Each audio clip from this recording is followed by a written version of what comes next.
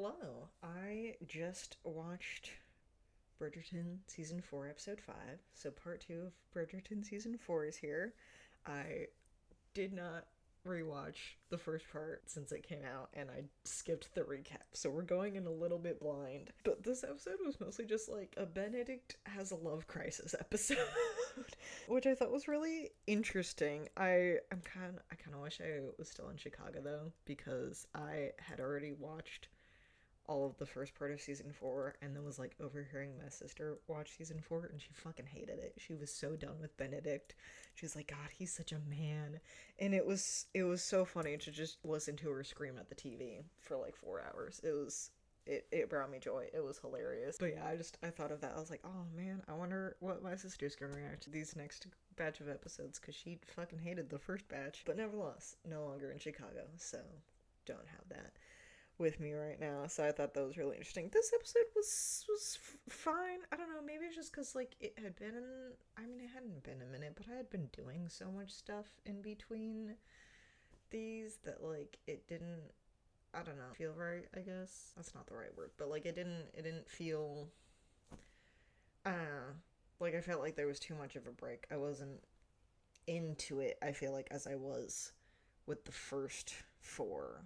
And I think that's just because like I've watched a lot of other things in between, and I went on a whole fucking cruise in between, so like things have occurred, and so I think there's just like a gap where I'm like, I'm kind of out of it, so it's gonna take me a minute to get back into it. I'm not watching it all in one day though. I told myself, I was like, we're not doing that again. I had a massive headache by the fourth episode last time around. I can't binge things anymore. I get headaches from it. But yeah, I took some of, I feel like a lot of them are so like random that I feel like I'm not even gonna know like what it's referencing. But of course, my first thought is like I don't know why Benedict thought that Sophie would answer him when he like keeps sending her messages being like, answer me, I want to know what your answer is. And it's like clearly he learns later on from Mr. Mondridge like why she's ignoring him and why she doesn't want to talk to him. But like his head is just so far up his ass and thinking that he's like, this is the best opportunity for her, and somebody else has to come in and be like, no,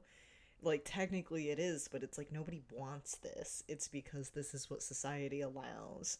And I just thought it was really interesting that he kept being like, she's not answering me, I don't know what to do, she's not replying to my messages, she's ignoring me. And it's just like, oh, I don't know, because you know, yes, it's a good opportunity, but it's also like possibly the most shameful thing she could ever become. And if like you get tired of her, she'd never be able to find a job ever, like after that. So I don't know, maybe that's why she's not responding to you. So there's that. And then I just have a thing that just says, I love Alfie. I think this is when Sophie is talking to Alfie when they're like both shopping. She like essentially blurts out everything that happened, and he's like, oh my god, good for you. And she's like, no. But I love Alfie so much. I'm like, he's my favorite. He's so great. I am curious to see if the new, was it Lord Penwood, gets involved in the story, or if they're just like an off-screen character that we just randomly hear about. So I don't know, I'm not sure. I feel like maybe it would, like, he would be involved in like discovering that like Sophie's dad did leave her something in the will, or like maybe he ends up discovering who her mom is or something like that and figure something out through that. I'm curious. I don't know. We'll just have to wait and see. I'm like, I so want to binge the next 3 episodes, but I know it's gonna be a terrible idea. So there's that, and then I just wrote down like, way to go, Mr. Mondridge, for setting Benedict straight, because like he specifically tells Mr. Mondridge, but then he gets ideas from other people, from like Colin telling Gregory about like how to sort of like express your feelings and stuff like that, that like this is what he needs to do. It's like Mr. Mondridge is like, hey, you think you were doing a good thing, turns out you're being a dick, and you're telling me all the truth, so I am going to tell you that you're being a dick. But then you can like hear from other people giving other people advice, being like, okay. Or he has a conversation about the guy who like everyone finds out he has a mistress, and like what that life leads to him, where it's like he's day drinking and he's miserable again. And so Benedict sort of realizes that he doesn't want that life, but he's also frustrated because he knows that like nobody else, like he doesn't want anybody else besides Sophie. So I'm so looking forward to him finding out that she was the lady in white at the masquerade ball. I'm so excited for that. But I think it was just a really interesting thing that like throughout this episode, it very much was centered around, like it was kind of centered around Sophie, but mostly centered around Benedict and like his feelings and realizing that it's like, okay, asking Sophie to be his mistress was a dick move. Realizing that it was dick move, trying to make up for it, realizing that he's just straight up in love with her, and then him being like, okay, I don't know what else to do. I love you, and then it ends with like the was it like the 10 straight minute sex scene or whatever it is. But yeah, I liked that about it, where it's just like, Bop, you're being an asshole. Okay, here's like the horrible life that you could have led if you like stick with the mistress thing, and then it's like the oh shit, like he's actually in love with her kind of situation, which I really liked. My next note is just Mrs. Mondridge is gonna kill Lady Danbury. I think she's less going to do that now. Like once I watched the whole episode, it was that I read that at the scene where like she is like put up into the lady in waiting garb and like actually stands next to Charlotte and stuff like that. And I think she's less going to kill Lady Danbury. Like she's more into the helping Lady Danbury step aside. But obviously it's not working out right now, and I think that's just because Charlotte is so stubborn. Like it comes from the scene with Penelope as well, that is like Charlotte is just so stubborn about things right now, and I think that's just because Charlotte doesn't want anything to change. She's so set forward in like the same things and the same routines, and I think that's genuinely just because she's so afraid that if one thing changes, everything's gonna change. It's like she's gonna lose her husband, and like shit's gonna hit the fan or something like that. And so I think that's just why she's so centered on like making sure that like everything is as it should be. It's like we should be getting the same gossip columns that we were getting when Lady Whistledown was anonymous. It's like we're getting like Lady Danbury's the one that tells me all the gossip. This thing happens and that thing happens, and it's like no, like things are going to have to change. And I think that's gonna be a character arc for her throughout the rest of the season. But we didn't really get a whole lot of scenes with her. She got 2 whole wig chains in the 2 scenes that she was in, so I thought that was interesting. But yeah, like I think Mrs. Mondridge is more into stepping in Lady Danbury's shoes now, but she is no Lady Danbury, and I think she just sort of has to find her own footing through that, which I am curious to see. And then I had to write it down. I don't care about Francesca's marriage. I don't care about the weird thing that's occurring between her and her husband and Michaela. I don't give a shit. I'm like, I don't want any of this. I want more Violet in her relationship with, and I'm still blanking on his name, but Lady Danbury's husband. I don't remember anybody's names. There's too many fucking characters. Don't ask me to remember anybody's names. But I think just like that, like I don't care. It's like Francesca is jealous, but it's just getting annoying. Like it's not, and they like chalked it up to be jealousy in the previous season too, like the ending when you get introduced to Michaela, and it's like Francesca seems jealous, and I'm like, I don't get it. Maybe it's just because I haven't read the books, but I'm just like, I don't care. I don't care. I think Francesca realized that she is in over her head about her own relationship with her husband. I think she does love him, but I think in terms of like Violet from last season, she went into that marriage very, very quickly. And I think that's the issue with that, is that it was just a very fast-paced marriage, and then they got married, and then they moved to Scotland, and now like they're back, but clearly it's like she's never had an orgasm before. She's been faking it the whole time. It's like she has weird feelings about her husband's cousin constantly visiting, and there's a weird jealousy thing happening there. And I think it's just like she just genuinely got in over her head, where I think she just wanted to marry the first person she met that she kind of clicked with, so that her mother was no longer on her back about marriage. And like this is what's come up of it, and I don't think she was ready and prepared for that. That could just be me speculating, but it's just like I just don't care enough. It's just the least interesting plot point besides another one in this show, and it's just like I just don't care. It's not that interesting to me. It's weird. I feel like they're setting it up for a whole other thing, because I think it's like, technically speaking, Francesca's book is about her second marriage. So I think that's what it's chalking up to be, is that it's like, I don't know, like preparing for that, but it's really I'm not here for it. It's really boring.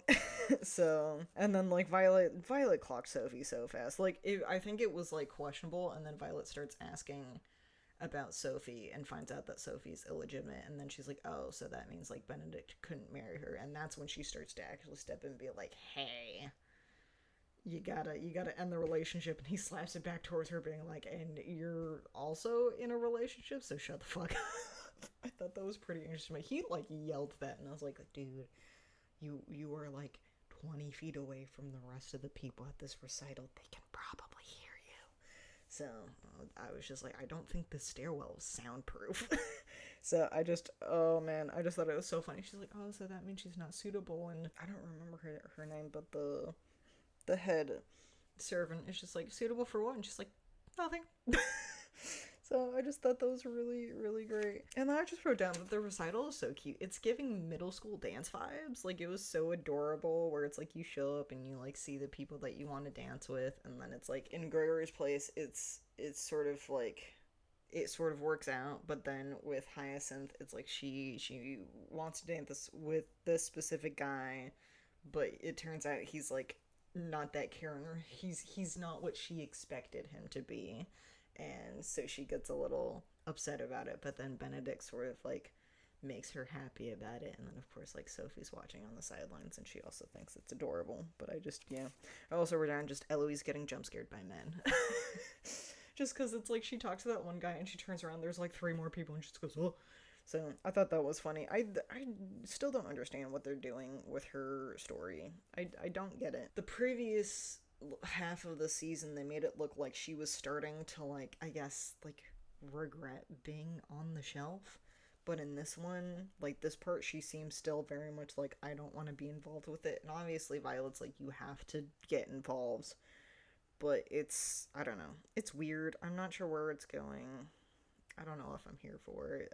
It's weird. I don't like it. Oh yeah, I thought about writing this earlier, but then after the scene with Penelope and Charlotte, I wrote this thought down, which is that I don't like what they're doing with Penelope in this season. I honestly wish that they hadn't exposed her as Lady Whistledown. I wish it was sort of like the Queen knew who she was, and the Bridgertons knew that she was Lady Whistledown, but then nobody else did, because now it's like, I mean, yeah, she's sort of like having to figure out what to write about and stuff like that. Like writing a thing, but keeping it anonymous, but everybody knows who it is, so she's still ruining people's lives, but then the Queen is irritated because she's not naming names, and it's just like, I don't know, it's stuck between a rock and a hard place, I guess, but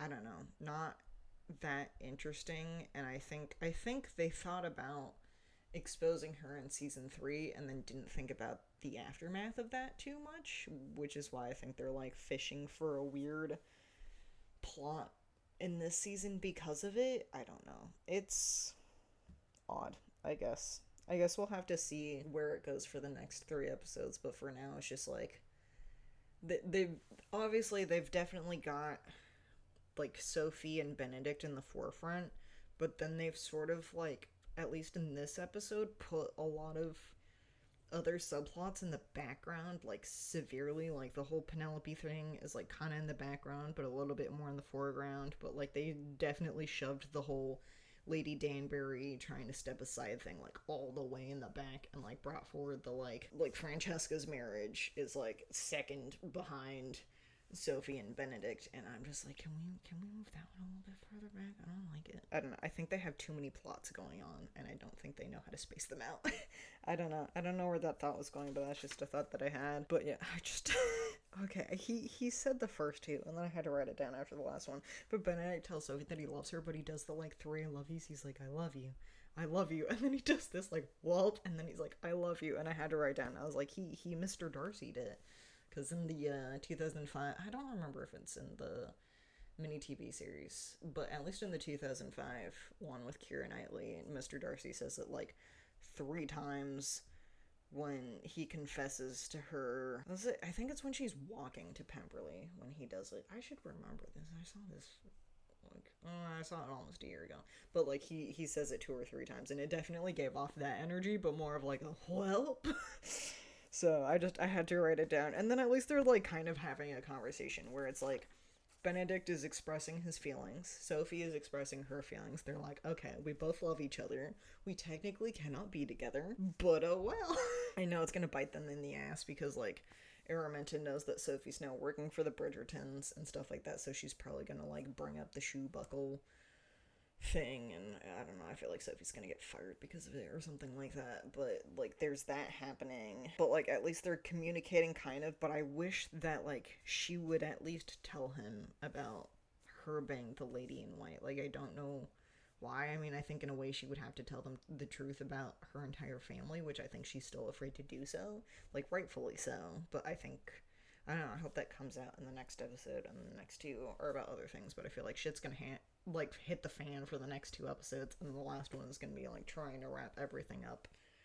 So I don't know. We'll see. Those are all my thoughts for episode 5. I don't know. Like I said, it's been so long since I watched part 1 that like I just need to get back into it, and I'm just like not quite here for it yet. But we'll see. So yeah, that's it. Alright, so I just finished watching episode 6, and we've already gotten 10 times better because Antony and Kate are back. Although we didn't get a whole lot of Kate, but we got a lot of Antony. Really setting people straight, too, which I loved. My first note is just like Benedict and is still a dumbass about the whole mistress thing. You know, because they wake up after having sex, and he's like, you know, you don't have to go back to work. And she's like, what do you mean? It's like the mistress thing. She's like, oh my god. And I did find that so funny that he's still up on this whole mistress thing, which, you know, reasonable but also ridiculous at the same time. So there's that. And then, like, Antony's back, and I absolutely loved that. And then I found it so cute that they named their son after Edmund. I thought that was so cute. I was like, oh, you named your son after your dad. That's so adorable. I love how kind Violet is to Sophie. It's like, Violet knows that Benedict is in love with Sophie, and she probably knows that Sophie's in love with Benedict. But she also sees a situation where Araminta's trying to find Sophie, wants to. I mean, technically speaking, she does have the shoe clips, but like wants to frame her for having these shoe clips and essentially get her arrested. And it's like Violet has Sophie in mind, where at first I think she was a little hesitant about writing the sort of, I don't know, there's a specific word for it, but I'm just going to say like the letter of recommendation, because she likes Sophie. She knows that Hyacinth and Eloise like Sophie. Like, she doesn't want Sophie to leave, but then she sees how the next door neighbors are so hostile towards Sophie, and I think Violet putting sort of the pieces together was like, Sophie's an illegitimate child, and she used to work for the Penwoods, which probably means that she was the late Penwood's illegitimate child. Like, she's sort of putting those pieces together into understanding why Araminta hates her so much.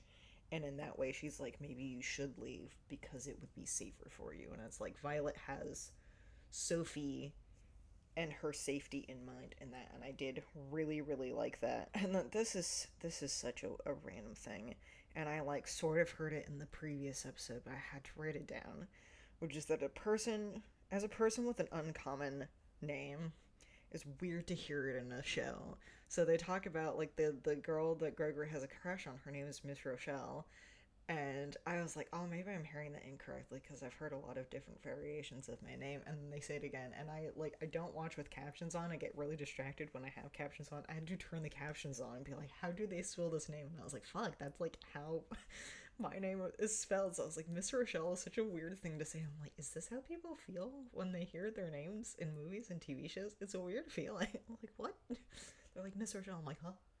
What? So I had to write it down. I was like, what? And then the reveal about who Lady Penwood is, like the new Lady Penwood, where I was just like, seriously, it's Cressida Cowper. I just, I'm actually curious to see how that's gonna go, though. I am intrigued to see how she is as a woman in charge of a staff. I'm curious to see how she treats the staff, because obviously, like, Sophie's going to join the Penwoods again. She's going to work for the Penwoods again, and so I am curious to see how Cressida treats Sophie compared to how Violet treated Sophie and how Araminta treated Sophie. I'm curious to see how that dynamic goes, especially because what I do really like about the season is how much time we get to spend with the servants and how other people treat the servants and stuff like that. And I do really like that and really enjoy watching it because it gives you into a view about like how, like the class hierarchy and how it's being treated and stuff like that between the different people, where it's like Violet treats her staff very well and Lady Featherington essentially treated her staff like shit and Araminta treats her staff like shit, but people still go and work for her because she offers such higher wages, which I feel like eventually, because she's gotten kicked out of her other home, is probably going to bite her in the ass, where it's like she has all these shoes, like, what was it, she talked about how she has 37 pairs of shoes, and it's like she has all these shoes and all of these dresses and stuff like that, and it's like she spends all this money trying to hire and rehire staff because she keeps firing everyone. And so I'm curious to see like how that bites her in the ass towards the end, because I feel like it will. But I really liked that dynamic, and I'm curious to see how Cressida treats her staff and stuff like that, because I feel like we'll get it. I had to write down, I was not here for the Sophie thinking she's pregnant point in this entire episode. Like at the end I was like, thank God she's not pregnant. I was like, first off, you can't give me an untagged pregnancy trope. I'm not here for it. But like she's so convinced. Well, because I figured out pretty early on that like the red X meant like when she was supposed to get her period, and it like keeps passing, she keeps touching her stomach, and I was just like, oh my god. Ugh. I was like, you have sex one time and you're so convinced you're pregnant. I was not here for it. I thought it was just really, she was so convinced, like to the point where I think she had Benedict so convinced, and I found it so stupid. I was just not here for it, and at the same time I was like, thank God she's not pregnant, because this entire plot point is annoying.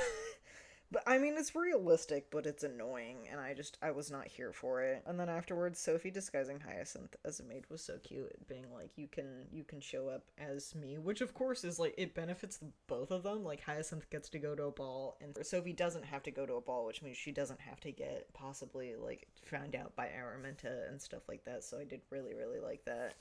And I thought it was so cute. I was like, oh, Hyacinth is so excited, and that like her and Eloise are starting to talk now. So I did enjoy that. Okay, kind of take back what I said about the Penelope plot point, because I do like that she is fully stopping, and I think that's her sort of making her little speech to Charlotte, being like, we are both trapped in these situations, and I know that me writing these gossip columns is how you feel less trapped. I did like that, and so I'm glad that sort of through that Charlotte is like, okay, Penelope, you can put your pen down, but you have to do this one petty fucking thing for me, which I loved. And then of course that lets Charlotte also make the decision to allow Lady Danbury to go back to her home country, or her homeland. And I did really like that. I thought it was cute, because they have such a beautiful friendship, and the way that that was shot, where it's like Lady Danbury walks away and it like goes up to the portrait of them when like they were younger, and it was so cute. I loved that.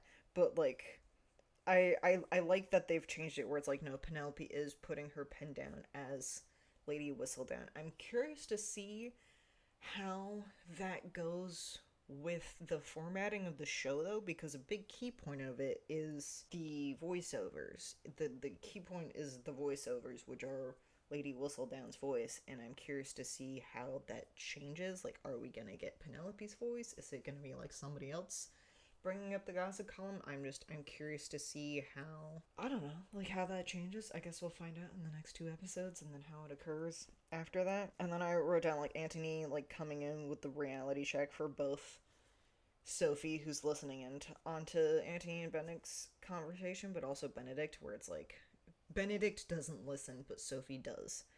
And like I know that Benedict comes from a good place, but at the same time it's like he needs that reality checked, where it's like, as much as Antony loves his family, he also has to keep this image that they have up front, where he's like, you're gonna ruin our family if you do this thing. And Sophie is the one that sort of comes to realization where she's like, he's not gonna end it, so I have to. And So it sucks and it's sad, but like I'm glad that Antony has come back to sort of set that realization straight. I'm very curious to see how he reacts to Violet and Marcus getting together, which I was so happy they're like kind of an official couple now, but I'm so excited. Like I saw the funny like TikToks of him being like Antony when he comes back where Gregory's got his ugly ass facial hair, Hyacinth sneaking in to balls, Violet's in a relationship, Benedict's trying to get a mistress. Like all the bullshit that Antony has to come back to. And he kind of does come back to it. Like he's like, okay, Benedict's in a relationship with a maid. He doesn't, I think, quite know about Violet, but like he's still dealing with all these things, and it's so funny. He's like he's gonna lose it. Oh my god. And then I had a theory which was correct, but I wrote down that because I think this is just from the fact that I was told by I think one of my sisters that Francesca's book is about her second marriage and not her first marriage, that I knew that John was eventually going to die, but I thought he was going to die by the end of the season. But when he talks about he has a headache and goes back, and then he actually dies at the end of this episode. So I was kind of surprised by that. Curious, I guess, where that goes. I found their relationship in the ball, like Cressida Calper's, or I guess Lady Penway, I'm just gonna call it Cressida Calper, and like Cressida Calper's ball kind of cute, where it's like they sort of went back to their original roots of just staring off into silence and like sitting in silence, and I found that really cute. I thought it was adorable. I don't know. I think it's just because there's so many plot points, and I feel like that was just one that took away from the main storyline, because I mean that's what it is. Like it's a subplot and you have to have these subplots to take away from the main storyline.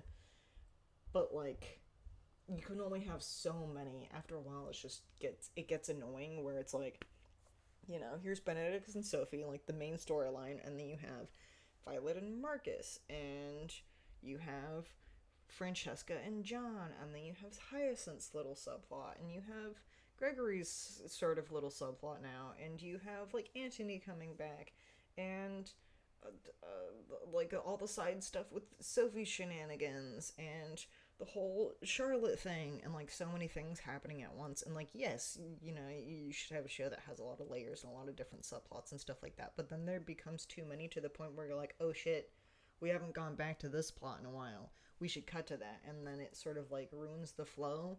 And I feel like when I find a subplot that's not that interesting, it sort of ruins the flow, and that's how I kind of felt about Francesca and John's sort of relationship, where just like the flow of their relationship in terms of the rest of the show kind of ruined it for me. Like I don't know, that could just be because I was not invested in their relationship in season 3, so I'm not invested in their relationship now. But it just like was not my thing. I don't know. I feel like they just didn't quite know what to do with some of their couples.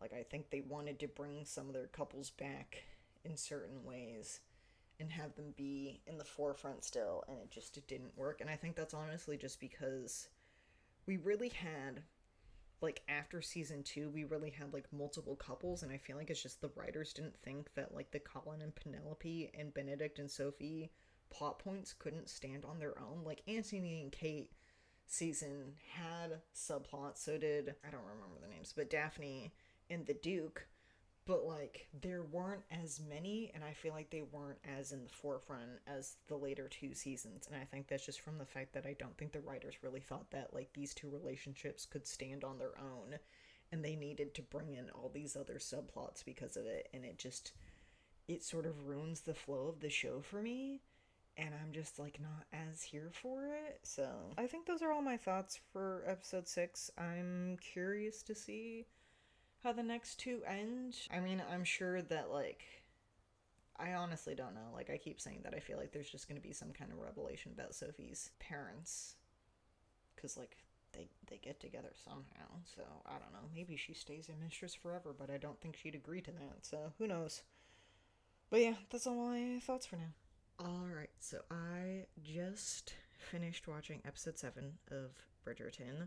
I took like no notes. Usually I get like a whole page, sometimes like a page and a half, but I took absolutely no notes. This episode was actually fairly intriguing. I had to write it down. which is that I did not care about Francesca and John's relationship when John was alive. But now that he's dead, and I think it's just because I'm a very empathetic human being, and like watching other people grieve makes me sort of grieve for them. And so I found that the way that Francesca was grieving and how everybody else around her was treating her or experiencing their own things, like Violet remembering Edmund and stuff like that, sort of made me care a little bit more about her relationship with that. But I just truly, through like season 3 and season 4, I just didn't really care about their marriage. It felt really rushed and not that interesting. And it's like clearly they cared for each other, but it's like they weren't the forefront couple.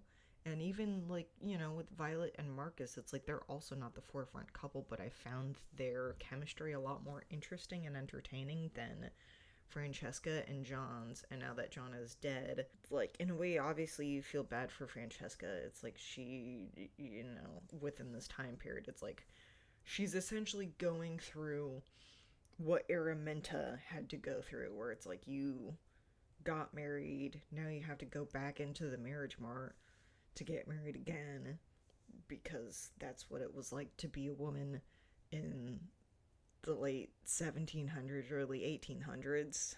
And so that's just the experience that she's going to have to go through, which sucks. And at least right now she's taking the time to like deal with everything, and she has Benedict there for her to help her sort of deal with that. At the same time, it's like, oh, like Benedict is helping with the estate, it's like he's there for her. It's everyone's reactions to love around her is really interesting as well. Like Benedict watching the love that Francesca had for John, and Violet also seeing that love and making her think about Edmund, and Marcus thinking about his wife, and them being like, yes, like we do love each other, but we want to, you know, keep our happiness to ourselves for now, to not shy away from Francesca's grief. But it makes Violet realize that like love is love no matter who it's to. And that way she sort of in a way approves of Benedict's relationship with Sophie, but like she also lays it on him like, you're essentially choosing Sophie over your family. Like, these are the difficult choices that you have to make. So I found that interesting. I found Hyacinth's reaction to everything very interesting, because, you know, her whole thing about the season is that she wants to make her debut. She wants to start going to balls. She wants to, you know, I mean, I guess she's excited for the marriage mart, but she's excited to find love and stuff like that. And then she sees what happens when you love someone and then they die, and now she's like, I don't want that. And she's sort of like, I'm gonna become like Eloise and put myself on the shelf. And Eloise is like, no, that's not what I want for you. In a way, it's like, I think Eloise is realizing that it's like Hyacinth wants to find love, and that's okay, and Eloise doesn't want to find that, and that's okay for her. And so I think that it's gonna help them grow together as like a sister relationship. And I found that interesting. And Gregory's just there. Gregory and Colin are just kind of there. And but my real question is, where the fuck is Antony and Kate? They show up in the previous episode, and they're there, and Antony's giving Benedict shit for being in love with a maid. And then he's just sort of disappears, like they're not in this episode, which I found really interesting. It's like Antony's not in the at the funeral. Like, that was my first note, was because Benedict shows up and he's like, normally Antony would do this, and so I'm like, where the fuck is Antony? And they keep mentioning it, being like, you know, sorry Antony couldn't be here. And it's like, but why?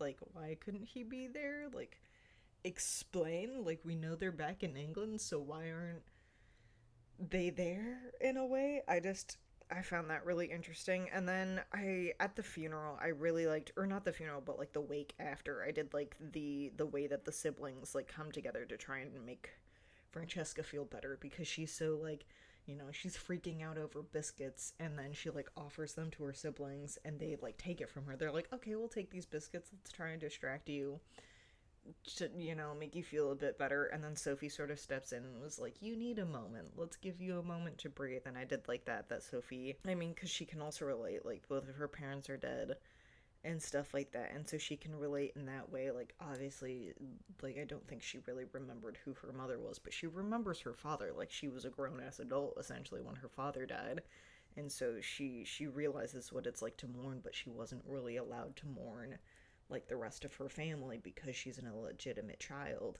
And so I found it interesting where she can sort of give advice to Francesca from a different standpoint, which I thought was really interesting.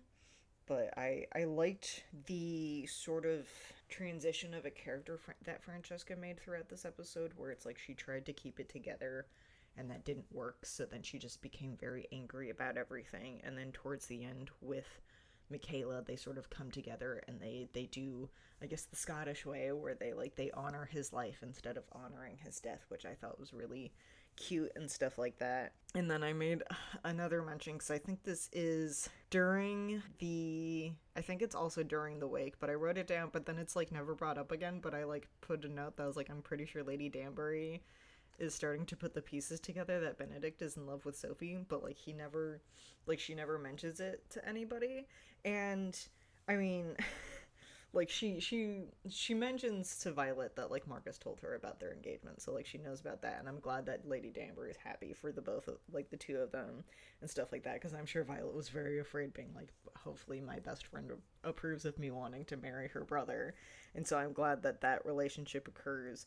But like she looks at Benedict when he's like watching Sophie leave, and she probably put two and two together about like what's been happening with him, but then she never mentions it to anyone. So I thought that was really interesting. And so there's that. There's, I didn't write it down, but there's like the scene where Charlotte and Lady Danbury are talking together, and sort of in a way like Charlotte talking about how she misses Lady Whistledown, and the fact that it's like we don't, like she doesn't know what's happening. She didn't know what was going on at the funeral or anything like that. So it's like I think she's starting to feel, I don't know, I guess the cage around her that is the castle, and I think Lady Danbury is starting to notice it as well, and I think Charlotte just needs an outlet that she can listen to, and I think she's just afraid about that. But I mean, in a way, I think like like John dying sort of reminds Charlotte about her own husband, like George. But then Lady Danbury talks about how, in a way, George dying might be a relief for Charlotte, because it's a thing that they've been like mentioning since day one, where it's like she's just like within the show, like since season one, where she's just sort of like waiting for her husband to die, in a way, which like you know from Charlotte the show and from this season that it's like she'd be incredibly distraught if he died, but it's like his health is so poor that it's just a waiting game, and it sucks. But it's like at the same time, it would be sort of a relief for her, because that anxiety would be gone about, you know, when George dies and how he's going to die and stuff like that. So I think in a way it's sort of like she thinks about her own marriage in that standpoint. And I thought it was a very interesting way to sort of sit down with Lady Danbury, and Lady Danbury's like, you know, it's, but at the same time being like, it's not a spectacle. Like, I think in a way Charlotte is just sort of like, Lady Whistledown would have turned it into a spectacle of this funeral for poor Francesca, and it's sort of, it's a good thing that it didn't become that, in a way, which made me did realize that this is the first episode we've had without the Lady Whistledown voiceover. So I guess in a way they're just going to completely get rid of the voiceover, which makes me a little sad, because I do sort of like the voiceovers in that way. So I'm curious to see if that happens in the next episode and how it continues through season 5 and stuff like that. But that is something that I noticed after that was pointed out. And then I love Posey. Posey's so cute. Like, she loves Sophie. Like, they have such a cute sibling dynamic.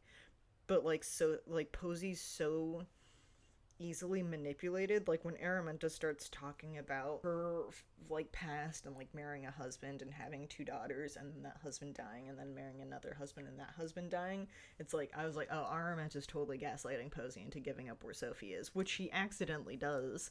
Like it occurs, which like sucks, and I know that Posey's gonna be so sad about it and like feel so guilty about it, but it's just like your mom just kind of sucks.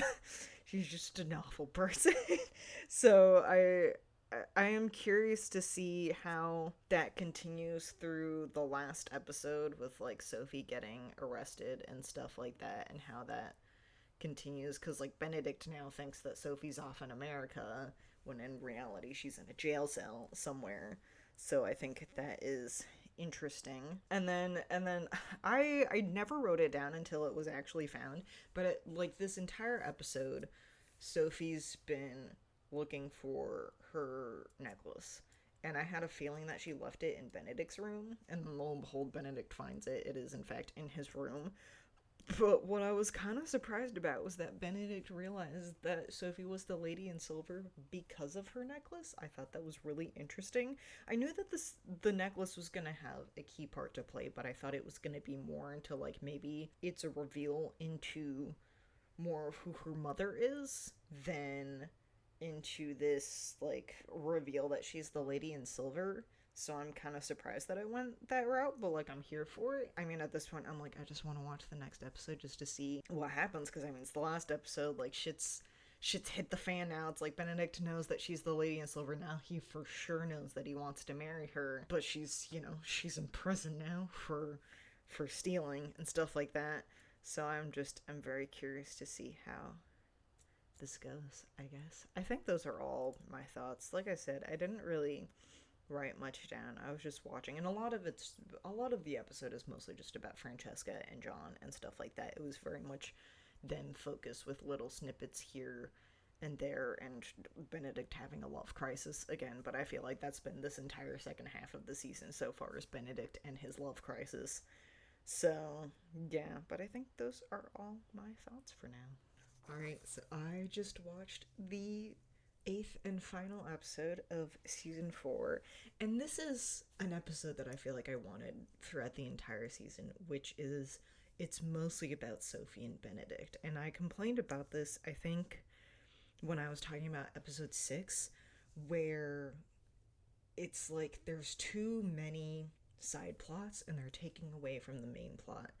And I'm glad that this episode was mostly about Sophie and Benedict. It's like we want, like, that's the whole point, is that like it's about their relationship and their love and stuff like that, and we weren't getting that with last season. We didn't get it with this season, and so I'm glad that we finally have an episode that's like almost fully dedicated to them, because the last several have not been that way. Like last episode was mostly about Francesca, and it's like, yes, it's sad her husband's dead, but it's like they advertise the season for specific Bridgerton to get married, and then you have half the season being about a different relationship.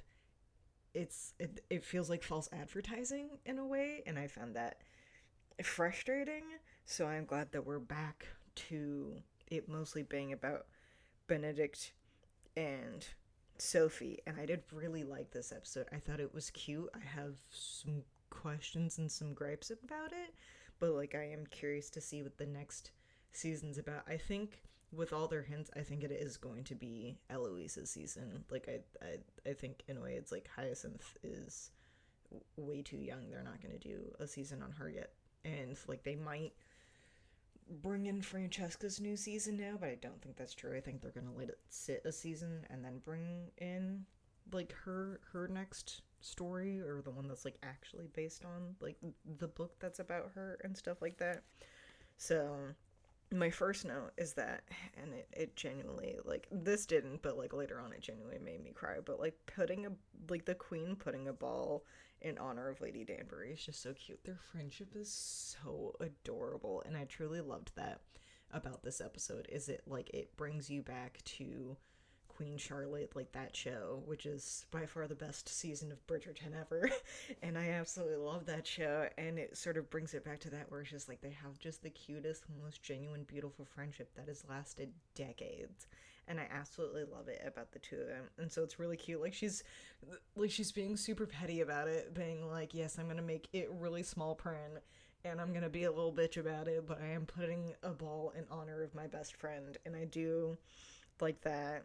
And then this is a different note, but I do have a thing that's just like poor John the Footman is on babysitting duty between Sophie and Benedict. I found that so funny, where he like leans out at one point. He's clearly so bored, and he's like, do you need anything, Sophie? No? Okay, you better go back in that room.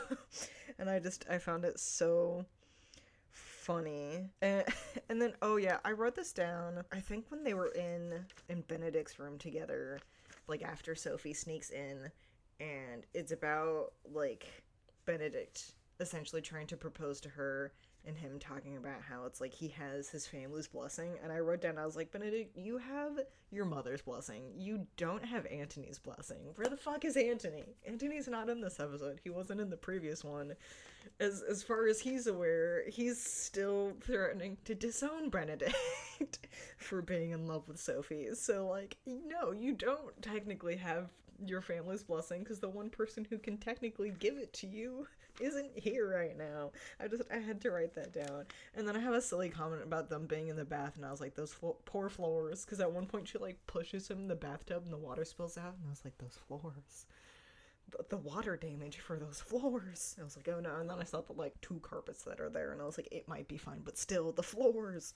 So, and then I have a genuine question of, she managed to sneak in to Benedict's room thanks to Hazel, but was Hazel still there when she ended up sneaking out of his room, or did they get caught? I'm very curious. This is the thing. I was like, I thought about it for like 2 straight minutes. I was like, how's she gonna get out and not get caught?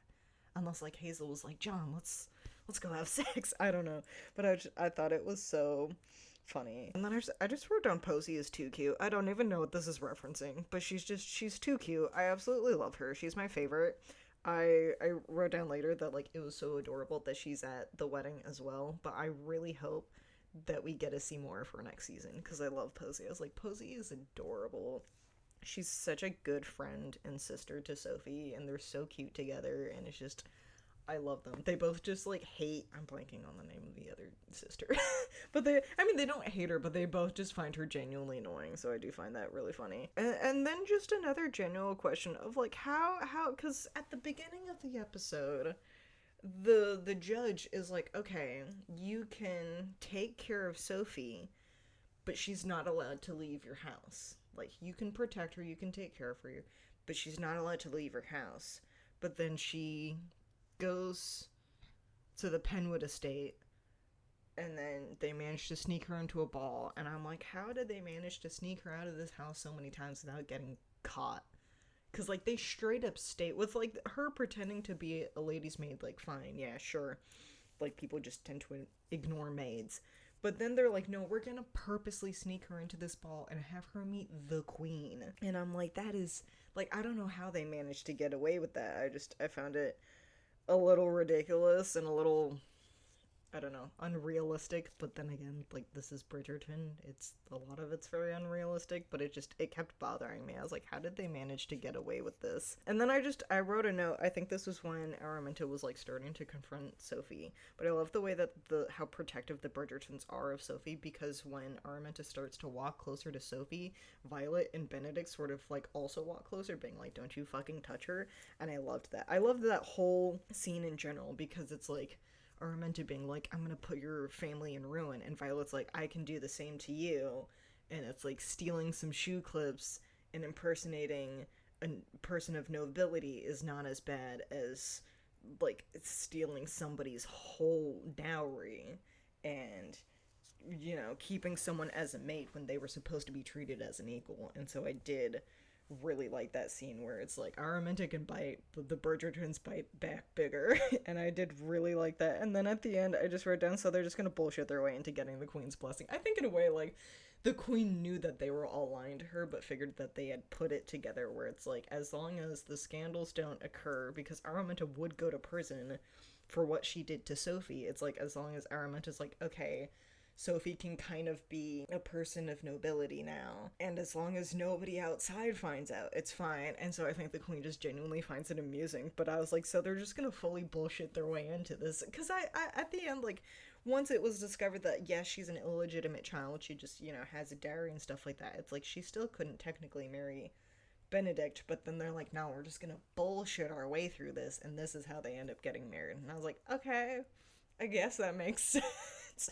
But I thought it was really, really interesting. I am sad for Marcus and Violet's ending to their relationship, but I think at the same time, it's like Violet has a point where it's like she has always been there for her children and her husband, and I think through her scheming around with Benedict, she's sort of learning to become herself again, and I am excited to see what that journey leads to her. It's like she thought I don't think I mean, in a way, like, from watching Charlotte, it's like she thought that she needed love or she wanted intimacy again, and I think she does, but I think she also just needs to learn how to be herself again, and I do like that, where it's like through watching her son be incredibly wild and scandalous that she can maybe learn to be herself again in that way, where she's like, Benedict, you and I are very similar, like I was that way when I was younger, and I think that it would be really fun to see Violet as that. I'm very sad for Marcus because you can see how heartbroken he is when she tells him that, where he's just like,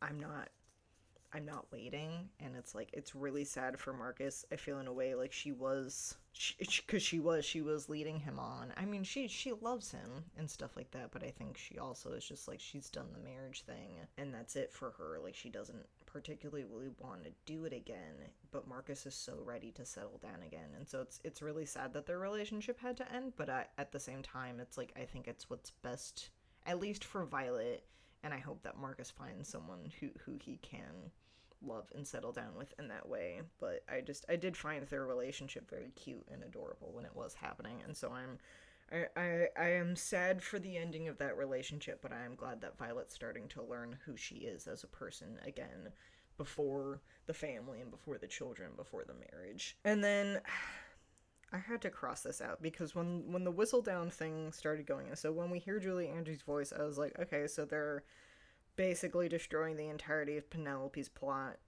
through this entire season. And then they're like, no, it's a new whistle down. And I'm like, so they're still trying to run the entirety of Penelope's plot. So it's because the point of Penelope's plot was to let go of Whistledown, which, like, yes, okay, cool. But then they're like, we're gonna bring in a new Whistledown. So it's like we're playing the game of season one of being like, so who's this new Whistledown? And like figuring out who it is. I'm sure. I mean, she didn't seem Penelope didn't seem particularly pissed off. But it's like, the whole point of the previous season was that Cressida Caliber was impersonating her towards the end, and she wanted to make sure, that was her life's work. And in a way, it's like, at least this time around, like, this Whistledown is making it very clear. It's like, no, I am not Penelope Bridgerton. I am a completely new person. But you're still impersonating somebody's life work. I think that in a way, it's like, you could have done it better, where it's like, you're not Whistledown, you're something else. You're still a gossip column, but you're something else. And now it's like, who is it? Who's writing the gossip column? All this stuff. Like, we truly don't know. But yeah, I'm sure that's gonna be a new fun thing for next season. But I didn't particularly like that staying point. It's like I liked that we were sort of letting. I mean, in a way, it sucks to let go a key part of the season, but then it's like they let it go for like an episode and a half, and now we're back at it again with Whistledown, a different Whistledown. But it's just, I don't know, it was a weird choice to go with, and I'm not particularly a big fan of it. I don't know if there's like a Whistledown in the books, like a new Whistledown in the books. Like I've said, I've never read the books, so I don't know, but it bothered me in that sense. Oh yeah, and then we get to like the cottage thing. Okay, I did have a bit of like an editing issue with this one, where it's like, it ends after them dancing underneath the gazebo, which was very cute. It's like, let's bring it back to, the beginning of the season where they met and they danced together and he taught her how to dance. That's very cute. But then it's like they cut to the credits and we have to go through the credits, and then we get like an end credit scene of their actual wedding. And I didn't particularly like that because, and I mean, this is an issue in general with end credit scenes, but it's like you put in credits and you've essentially stopped the flow of what you're watching. It's like the credits are here, the flow has stopped. And in like Marvel movies, for example, it makes sense. Like I'll take the Avengers for example. It's like you stop the flow. They've saved like New York, they've saved the world and stuff like that, and you've stopped the flow, and then the end credit scene is just them eating shawarma at a restaurant. But like it's very chill, it's very casual. That's fine. But you decided to stop the flow before, I feel like, a very key component of the show, which is their actual fucking wedding, which I was not a fan of. I'm like, just put it together, have them dance, cut to the wedding, cut to the credits. I don't like that they put the credits before the wedding because it stops the flow of the show. Because like the credits hit and I was like, that's it. Like we don't get to actually see the wedding. That's all. And then I had to like hover like over the bar on Netflix and be like, oh no, there is more. They just decided to put the credits here for some reason, and I was not at all a fan of that. But now going into the wedding, I love that it was at my cottage. I thought that was very cute. I was like, of course they're gonna get married at the place that they're probably gonna live at for the rest of their lives. Anthony's back, which just harbored into where the fuck was Anthony? Like all of last episode and all of this episode, I was like, where the fuck is Anthony? Because they don't explain it. He just appears and then he disappears, and I'm sure that's just for, like, I don't know, like actor availability, because I know, like, I never saw the Wicked movies, but I'm sure, like, he was filming Wicked at a very similar time and couldn't, like, be in the whole show because of it. But it just pissed me off. I was just like, you bring in Antony, and it just could be the fact that I absolutely love season 2, but you bring in Antony for an episode, he gives Benedict so much shit, and then he disappears. It's like he's not at his sister's husband's funeral. It's like he's not here for all the shit to go down, which, like, fine, whatever, but it's like they don't explain where he is. Like, yeah, he had to go back and to London from the country, so maybe he went back out to the country, but it's like the way that he left, like, his, if I remember correctly in episode 6, his last, like, scene was him essentially yelling at Benedict about wanting to marry Sophie, and then you just leave and not, I don't know, like, check up on that, make sure that Benedict's not ruining your entire family. Nope, he just dips out.